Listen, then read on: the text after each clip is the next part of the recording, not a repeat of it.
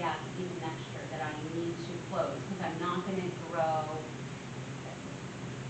Some kids could, but it's hard to grow 2+ grade levels in one school year.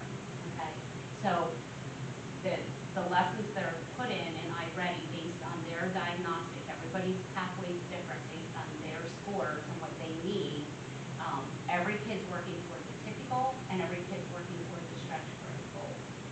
And then those goals are not reset during this year, but they'll be reset next year when they take their original or initial diagnostic in the fall again. Any questions on that? Because it can be a little confusing. So at ACEs right now, when we take a look at their growth, so 37% of their kids have already met their typical growth goal in reading, which means they have 100% met. Remember I said by this time they should be at least 50% or more. So we have 37% who have already hit 100% of their target. Okay, and then we have 13% who have already met their stretch growth goal. So a logical question would be, well, if I've already met my stretch growth goal, now what happens? So they will tier that so that now they will start working on for advanced proficiency or above grade level work. So it'll structure it out in iReady in that format. In math, they are sitting at 21% of their students have met 100% of their target, and 5% have met their stretch growth goal already. Now, if you take a look at this data and you compare it to the PSSA data that we just looked at, not compare, but reflect on that, and then where they were in the 3 tiers of grade levels behind, this makes some pretty good sense. We have kids that are going to meet that stretch growth goal, but we have a lot more kids taking a look at math who are still going to be working for that typical growth for the rest of the year. And this is all based on the number of minutes, too, that we put kids on iReady. So kids are, to get typical growth, should be on anywhere from 30 to 49 minutes every week per subject. So 30 to 49 minutes in reading and 30 to 49 minutes in math every week to be able to realize those typical growth, and then stretch growth is around 50+ minutes. So, and these are put into like their centers, their learning rotations throughout their instruction throughout every week. And then we do pull reports on Mondays. I can pull a report and look at the percent of kids who were in for F, and it gives it in bands like 0 to 20 minutes, 20 to 30 minutes, 30 to 49, and then 50+. So we can take a look at that. And it also shows me the percent of assessments that have been passed in there. So when we go through our trainings with iReady, I ask them, I'm like, am I really focusing on the number of minutes kids are spending in there, or am I focusing on the percent passed? And they said the percent passed is great, but that's good data to have because we want to make sure that they're passing the assessments that are in there. But it's more important to look at the number of minutes that are in there and getting that learning. So that's the information for ACEs. Any questions on ACEs? Okay, so then when we take a look at NAMs, I did the same layout so that it's, you're comparing and seeing the same type of data. So beginning of the year in reading, they had only 36% of their kids in Tier 1, and they're up to 44%. In Tier 2, they had 23, and they're up to 24. And then in Tier 3, they had 42% of their kids there, and they are now down to 32% of their kids there. And keeping in mind, those are our highest at-risk kids, 2 or more grade levels behind. And then in math, 22% from Tier 1 up to 34, and then 41 were in Tier 2, and that is down to 39, and then they had a 10% decrease in their Tier 3 from 37% to 27%. So So again, they're making some gains, shoring up some learning losses, and, you know, they're moving the kids from the tiers and keeping in mind the tier 3 kids are gonna take, longer to realize, their goals. Their typical growth goals, they have 48% of their kids who have already met their typical growth in reading, which is pretty phenomenal, and 14% that have met their stretch growth goals already. And then in math, they had 41% that are at 100% of their typical growth, and then 11% of their stretch growth.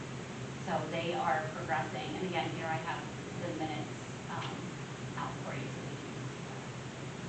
How does the stretch growth work for students on grade level? It starts to push them above grade level, so it's at advanced proficiency. So it is trying to push them forward and not just keep them Yes. where they are. Yes, so every kid is, again, I'm not your code or algorithm person, but there's an algorithm in iReady so that as I pass this lesson, I then go up to this lesson or this skill, and I pass this, and then I go to this level or this skill. But then if I don't do well on that, it's gonna go back down and give me a new lesson or a new way of showing me how to do that, and then go back up. So this is kind of structuring in a way where it's anticipating need and then And it's all based on the Pennsylvania state standards and what they look to be able to know. So there is correlation, and I didn't bring that booklet with me, but there is data and correlation, because iReady is all throughout the nation, but they do have data that shows the correlation between iReady data and PSSA data. So if our kids are on grade level and meeting their target, now again, I just want to caution you because their target right now might be to move up 1 grade level, and that stretch growth is 2 grade levels, so they may not reach both stretch growth goals in the same year. But it does correlate to gains in PSSA. And they're actually redoing their study for middle school because their data, I don't want to misrepresent what they shared with us, but their data set from when they did the study pre-COVID and where it is now is not necessarily correlating the way they would like it to or showing, so they are actually in the midst of redoing that study. So we should get a better idea of how it correlates in those. Before I go to high school, any questions on iReady, the elementary data, middle school data? No, I'm hoping that with what Mr. Powell is doing will increase at least the math part of it with some of these scores with the rest of the staff that they're working with. You know, Well, he's mostly working with his fields for science. Oh, okay. Yeah. So, Yeah. okay. I mean, they do math and science, No. but yeah, his work Yeah. is mainly with, and I have some of that Do later. we have anyone that is able to help LMP with the science stuff? I mean, our new principal, he is, assistant principal, he's a math teacher, has some math experience. Would he be an asset? Yeah, he would be I'm an sorry, asset. I didn't hear what you said. Principal, Mr. Priest. Oh, Andrew. Yes.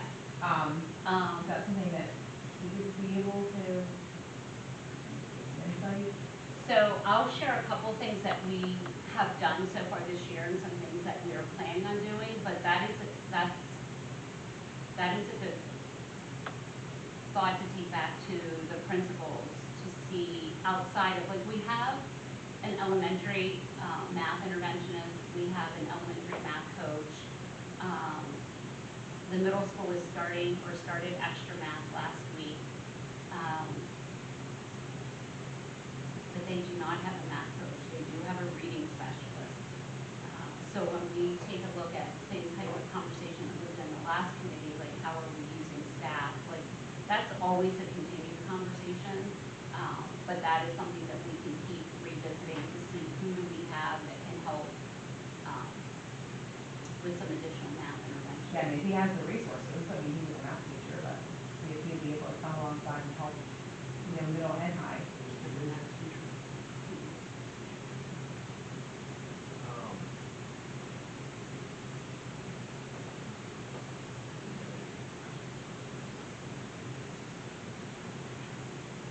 Um, Those, yeah, or, and they were all above state average. So one of the things that we do also take a look at every year is AP scores, because we do have a number of our students who take APs, whether they're going to trade school or college after high school. So AP always puts it out in a 5-year trend for us. So you can see that other than 2023, the trend has been going up for the number of students who are taking AP courses, and then the number of students who are actually taking exams. And so when it counts the number of students, I could be taking multiple AP courses, but it's only going to count me once. But it will then count how many AP exams I've taken. So last year, there were 194 students who took exams. So 126 kids took 194 exams. And you're always looking for that score of 3 or higher. So we had 92 students score 92 score a 3 or higher for a percent of 70%. so that's 92 out of 126. So we're really at, I forgot my papers, but we are above the average. Like the national average right now is 60%, I believe. So he only counts in, so like I take 3 AP classes and I get a 1 or a 2 on 2 of them and get a 3 on 1. Does that count me in that number? It counts you only for the 1 3 that you got. It doesn't count your other 2. So is it 92 exams or is it 92 students? Oh, I see. So it's the percent of AP students with the score. So 73% of the 126. That could have been like one student could have accounted for 3 tests. 3 tests. Okay. So that third chart, third row, is that 92 out of 126 or 92 out of 194? I have to think about it 126. It says AP students with scores, and this is students and that's exams. That's what I'm thinking. I just Yeah. think like, what if they split? And what if they pass one and fail others, or?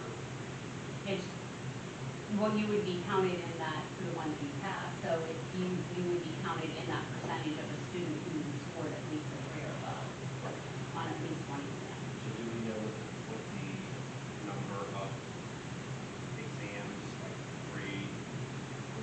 number of 3s or above versus the number of exams? I think that's It was just interesting. Say the question again. The number of 3s and above on exams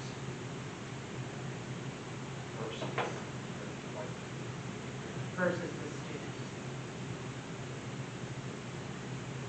What would be, how many of these exams out of 194 Four. exams, How many had how many three? had 3 or above? Classroom. Yep.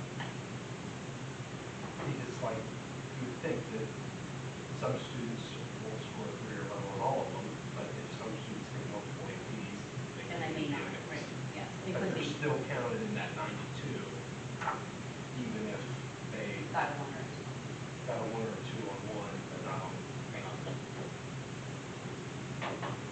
One thing that I did not put on this graph that I did want to share though, so when we take a look at, so some of the data on that front slide was all through PFSA data, our number of students who are advanced or proficient.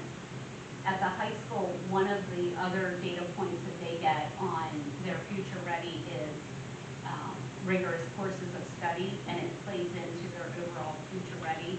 So right now, compared to the state average for rigorous courses of study is 56.4, and the high school right now is at 88.1. for offering rigorous courses. And then they also take a look at industry-based learning. And then the state is at 39.2 and we are at 39.2.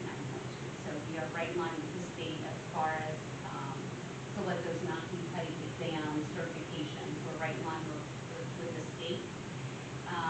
And then of our kids who do take the NOCCE exams, we are at 11.9% advanced compared to the state that is 6.5. Sure that would feel. And then earning industry certificates, we are at 36.4% and the state is, and for workplace experiences, so getting our kids out to do workplace experiences, we are at 23.8%. So for that board goal of making sure our kids get out and explore different opportunities, I wanted to share that with you.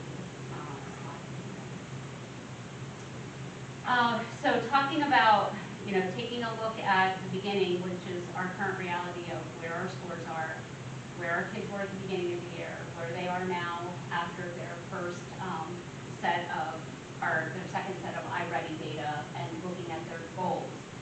So we put some things together to try to change our current reality to get us to our desired reality, which is obviously increased proficiency. So the middle school and the elementary school both already went through this training, and then the high school will go through this in March at our next Activity Day. We had a gentleman come in from the state, and he worked with elementary teachers grades 3 through 5, plus learning support and the interventionist and the 2 coaches that are down there. And then every single teacher at NAMS.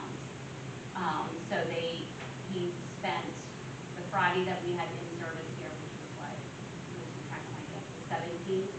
And then he was also here this past Monday. Oh, yesterday. It was just yesterday. He was supposed to be here last week, but with the snow, things got changed around. So some of the things that he really focused on was showing them in the standard aligned system, and this was developed by PE. And when this first came out 20 years ago, I think when I was first teaching, they had us get into the system, and it was so clunky and not user-friendly, and you really couldn't find anything. But the state, I know it moves slow, and it always doesn't do what we want it to do, but they have done a nice job of updating this site. So we had our teachers in there. They were able to look at all of their standards for their grade level, and also they can look vertically, like, just going to stick with 4th grade since we've been moving in 4th grade. If I'm a 4th grade math teacher, I can go in and see what the math standards were for 3rd grade, where my kids should be coming into me at, what my eligible content is that I need to teach, and what my kids are going to be assessed at. We talked about like depth of knowledge earlier, so like at what level are my kids going to be assessed at, and my instruction living in that level 2 and 3 and not 1. He really challenged our teachers. He had them like sketch out a normal class period and be honest with themselves, like how much time do you spend in level 1, level 2, level 3, like where is your focus at, and what can you change in your daily routine to make sure kids are at 2 and 3. How much of your time of the day is spent teacher-centered, like I'm doing a lot of talking right now, but if I was in a classroom, I would not. The kids would be doing, like my prep's outside the classroom, and then in the classroom, the kids are the ones that are actively engaged in learning, and I'm facilitating that. So he really challenged them to take a look at how their day spent, what their instruction looks like. He did a lot of work, especially in that area with them. He also showed them where you can get assessments on here. So for every content standard and eligible content, they can go on here and get assessment questions. So if they're not sure what a level 2 or a level 3 question looks like, there are released examples on here that have been on past PSSA or Keystone exams. So they can go on here, they can build assessments, they can share them out with their counterparts. So we were talking about common assessments. They can build them in here, they can share them. He showed them a tool that's in here, they can build a quick 3-4 question assessment for a check for understanding, to do that data-driven decision. So like if 60% of my kids got the first question wrong on that quick check for understanding, I know that I need to go back and reassess that or reteach it, because clearly I didn't teach something for them to be able to retain it and understand it well enough. So he really went through, spent like 3.5 hours with them, and I got some very positive feedback from the teachers. Because anytime you bring somebody in from the state, you're not sure how that's going to go, teacher-wise or from the person presenting, but very favorable feedback on his presentation and the information that he shared with them. And a lot of resources that they can go in and use. You brought up skills earlier, or Mr. Powell. The science teachers, especially now, are like, oh my God, I wish I would have known this was in here. Like they had no idea that this information was in there at their fingertips. So like they can go in there and look at all the foundational skills that their kids need, the different phenomena that are in there. So they were pretty pleased with it. Any questions? Oh, I will say one other thing he did stress, and which I appreciated, is he helped us make the connection. So with the iReady, kids are getting information through there to like help shore up those gaps if they're behind